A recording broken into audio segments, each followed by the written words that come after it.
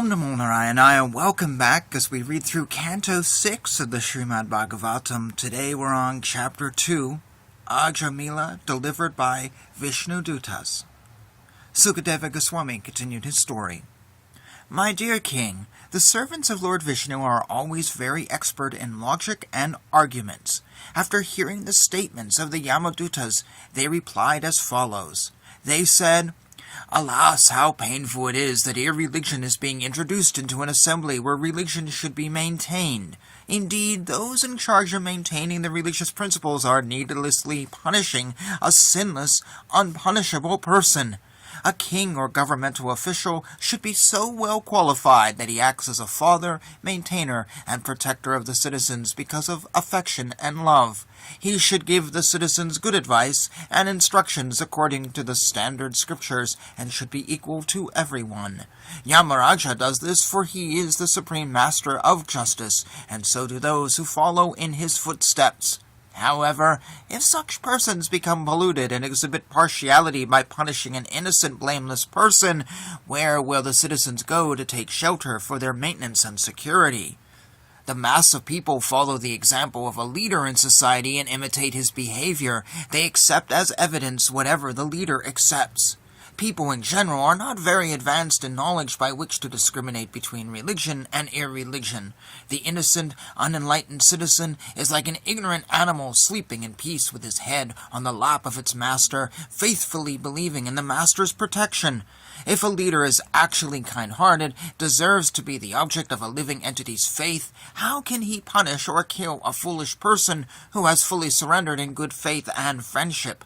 Ajamila has already atoned for all his sinful actions. Indeed, he has atoned not only for the sins performed in one life, but for those performed in millions of lives. For, in a helpless condition, he chanted the holy name of Narayana. Even though he did not chant purely, he chanted without offense, and therefore he is now pure and eligible for liberation. Even previously, while eating and at other times, he would call his son, saying, My dear Narayana, please come here. Although calling the name of his son, he nevertheless uttered the 4 syllables, Narayana. Simply by chanting the name of Narayana in this way, he sufficiently atoned for the sinful reactions of millions of lives. The chanting of the holy name of Lord Vishnu is the best process of atonement for a thief of gold or other valuables, for a drunkard, for one who betrays a friend or relative, for one who kills a brahmana, or for one who indulges in sex with the wife of his guru or another superior. It is also the best method of atonement for one who murders women, the king or his father, for one who slaughters cows, and for all other sinful men. Simply by chanting the holy name of Lord Vishnu, such sinful persons may attract the attention of the Supreme Lord, who therefore considers, Because this man has chanted my holy name, my duty is to give him protection. By following the Vedic ritualistic ceremonies or undergoing atonement, sinful men do not become as purified as by chanting once the holy name of Lord Hari. Although ritualistic atonement may free one from sinful reactions, it does not awaken devotional service, unlike the chanting of the Lord's name, which reminds one of the Lord's fame, qualities, attributes, pastimes, and paraphernalia. The ritualistic ceremonies of atonement recommended in the religious scriptures are insufficient to cleanse the heart absolutely, because after atonement one's mind again runs from material activities. Consequently, for one who wants liberation from the fruitive reactions of material activities, the chanting of the Hare Krishna mantra, or glorification of the name, fame, and pastimes of the Lord is recommended as the most perfect process of atonement, because such chanting eradicates the dirt from one's heart completely. At the time of death, this Ajamila helplessly and very loudly chanted the holy name of Lord Narayana. That chanting alone has already freed him from the reactions of all sinful life. Therefore, servants of Yamaraja, do not try to take him to your master for punishment in hellish conditions. One who chants the holy name of the Lord is immediately freed from the reactions of unlimited sins, even if he chants indirectly to indicate something else, jokingly, or for musical entertainment, or even neglectfully. This is accepted by all the learned scholars of the scriptures.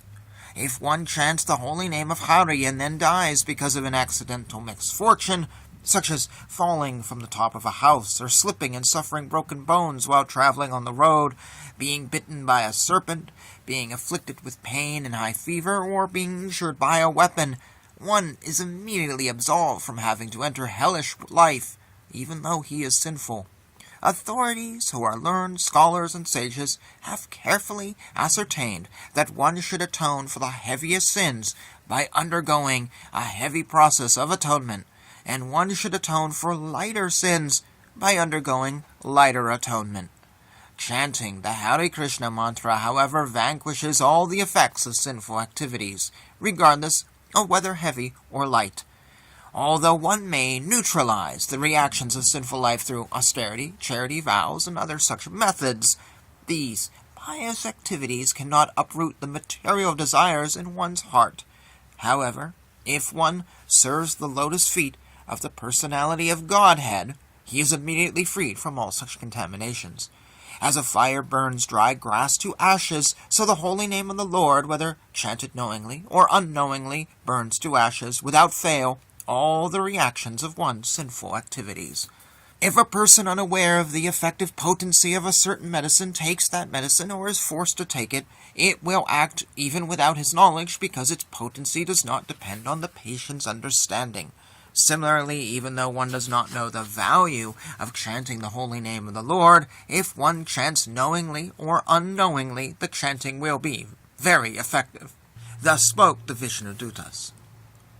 Having thus perfectly judged the principles of devotional service with reasoning and arguments, the order carriers of Lord Vishnu released the Brahmana Ajamila from the bondage of the Yamadutas and saved him from immediate death. After the servants of Yamaraja had been answered by the order carriers of Lord Vishnu, they went to Yamaraja and explained to him everything that had happened. Having been released from the nooses of Yamaraja's servants, the Brahmana Ajamila, now free from fear, came to his senses and immediately offered obeisances to the Vishnudutas by bowing his head at their lotus feet. He was extremely pleased by their presence, for he had seen them save his life from the hands of the servants of Yamaraja. The order carriers of Lord Vishnu, the Vishnudutas, saw that Ajamila was attempting to say something, and thus they suddenly disappeared from his presence. After hearing the discourses between the Yamadutas and the Vishnudutas, Ajamila could understand the religious principles that act under the three modes of material nature. These principles are mentioned in the three Vedas.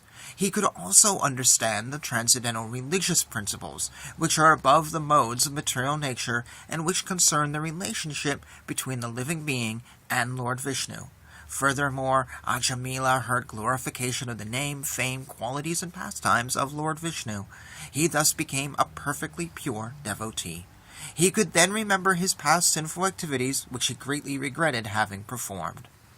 Ajamila said, "Alas, being a servant of my senses, how degraded I became! I fell down from my position as a duly qualified Brahmana and begot children in the womb of a prostitute. Alas, all condemnation upon me! I acted so sinfully that I degraded my family tradition. Indeed, I gave up my chaste and beautiful young wife to have sexual intercourse with a fallen prostitute accompanied to drinking wine. All condemnation upon me. My father and mother were old and had no other son or friend to look after them. Because I did not take care of them, they lived with great difficulty. Alas, like an abominable lower-class man, I ungratefully left them in that condition. It is now clear that as a consequence of such activities, a sinful person like me must be thrown into hellish conditions meant for those who have broken religious principles and must suffer extreme miseries there. Was this a dream I saw, or was it reality? I saw fearsome men with ropes in their hands coming to arrest me and drag me away. Where have they gone? And where have those 4 liberated and very beautiful persons gone who released me from the arrest and saved me from being dragged down to hellish regions? I am certainly most abominable and unfortunate to have merged in an ocean of sinful activities, but nevertheless, because of my previous spiritual activities, I could see those 4 exalted personalities who came to rescue me. Now I feel extraordinarily happy because of their visit. Were it not for my past devotional service, how could I, a most unclean keeper of a prostitute, have gotten an opportunity to chant the holy name of Vaikuntapati when I was just ready to die? Certainly it could not have been possible. I am a shameless cheater who has killed his Brahmanical culture. Indeed, I am sin personified. Where am I in comparison to the all-auspicious chanting of the holy name of Lord Narayana? I am such a sinful person, but since I have now gotten this opportunity, I must completely control my mind, my life, my senses, and always engage in devotional service so that I may not fall again into the deep darkness and ignorance of material life. Because of identifying oneself with the body, one is subjected to desires for sense gratification, and thus one engages in many different types of pious and impious actions. This is what constitutes material bondage. Now I shall disentangle myself from the material bondage, which has been caused by Lord Vishnu's illusory energy in the form of a woman.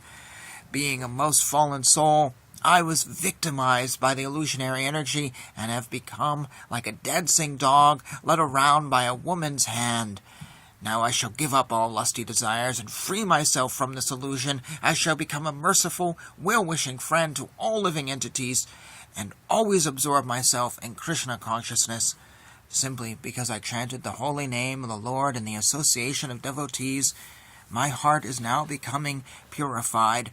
Therefore, I shall not fall victim again to the false lures of material sense gratification.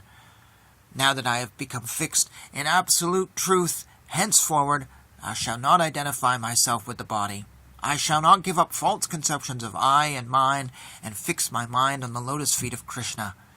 Because of a moment's association with the devotees, the Vishnudutas, thus Ajamila said. Because of a moment's association with the Vishnudutas, Ajamila detached himself from the material conception of life with determination. Thus freed from all material attraction, he immediately started for Hardwar. In Hardwar, Ajamila took shelter at a Vishnu temple, where he executed the process of bhakti yoga. He controlled his senses and fully applied his mind in the service of the Lord. Ajamila fully engaged in devotional service. Thus he detached his mind from the process of sense gratification and became fully absorbed in thinking of the form of the Lord. When his intelligence and mind were fixed upon the form of the Lord, the Brahmana once again saw before him 4 celestial persons. He could understand that they were those he had seen previously, and thus he offered them his obeisances by bowing down before them. Upon seeing the Vishnudutas, Ajamila gave up his material body at Hardwar on the bank of the Ganges. He regained his original spiritual body, which was a body appropriate for an associate of the Lord. Accompanied by the order carriers of Vishnu, Ajamila boarded an airplane made of gold. Passing through the airways, he went directly to the abode of Lord Vishnu, the husband of the goddess of fortune. Ajamila was a Brahmana who, because of bad association, had given up all Brahminical culture and religious principles. Becoming most fallen, he stole, drank, and performed other abominable acts. He even kept a prostitute. Thus he was destined to be carried away to hell by the order carriers of Yamaraja, but he was immediately rescued simply by a glimpse of the chanting of the holy name of Narayana. Therefore, one who desires freedom from material bondage should adopt the process of chanting and glorifying the name, fame, form, and pastimes of Lord Vishnu, at whose feet all the holy places stand. One cannot derive the proper benefit from other methods, such as pious atonement, speculative knowledge, and meditation and mystic yoga, because even after following such methods, one takes to fruitive activities, again, unable to control his mind, which is contaminated by base qualities of nature, namely passion and ignorance. Because this very confidential historical narration has the potency to vanquish all sinful reactions, one who hears it or describes it with faith and devotion is no longer doomed to a hellish life, regardless of his having a material body and regardless of how sinful he may have been. Indeed, the Yamadutas who carry out the orders of Yamaraja do not approach him even to see him. After giving up his body, he returns home, back to Godhead, where he is very respectfully received and worshipped. While suffering at the time of death, Ajamila chanted the holy name of the Lord, and although the chanting was directed towards his son, he nevertheless returned home, back to Godhead. Therefore, if one faithfully and inoffensively chants the holy name of the Lord, where is the doubt that he will return to Godhead? Thus ends chapter 2.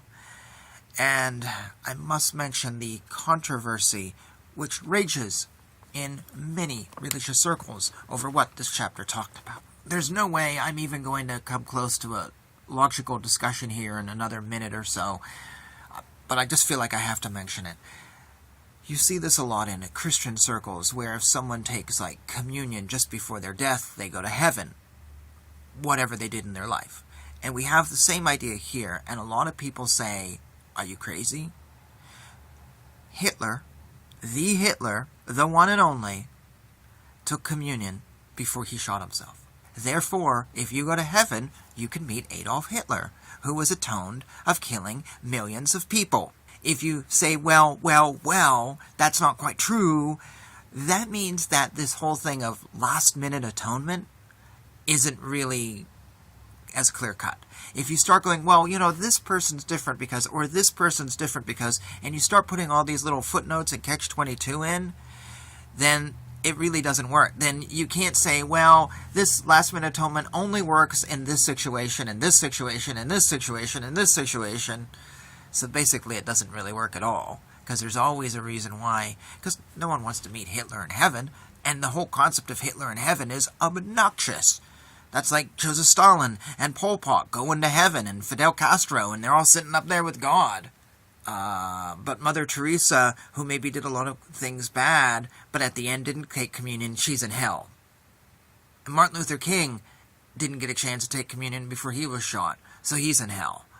See, this doesn't make sense to people. But right here, we see that learned scholars say, no matter what you do, shout the name of the Lord beforehand, and your sins are purified. Yeah, I find that hard to believe. I find this very questionable. And I also look at a lot of controversy in religion, a lot of fake gurus, a lot of bad gurus, a lot of gurus that chanted Hare Krishna, but were horrible and responsible for the death of people, responsible for scandals, responsible for destroying lives, and we're bad people, but yet we're supposed to believe that just by chanting this Hare Krishna, your sins are absolved. And then you go and rape someone else, but the first rape doesn't count because it was before the chant. Very controversial, very questionable. Yeah, it's ethically questionable, and I probably should dig into this more for an answer online to see the theological reasoning of why God chooses people at the end based on what they chant and based on not how they live their life, and why God forgives all the sins of Hitler just at the end if he happens to chant Hare Krishna. I should look into what reasoning there is behind that, but I didn't know I was going to because this video was, spur of the moment, and I have no idea what I'm about to read. So, anyways, there's so much more I could say on this, and I know many of you have heard this argument before and perhaps have responses to it you may or may not want to put down below. But I'm just going to end it here and say thank you for joining me. Feel free to put your responses down below. And until next time, Jai Shri Krishna, Hare Krishna, Krishna Krishna, Hare Hare, Hare Rama, Rama Rama, Hare Hare.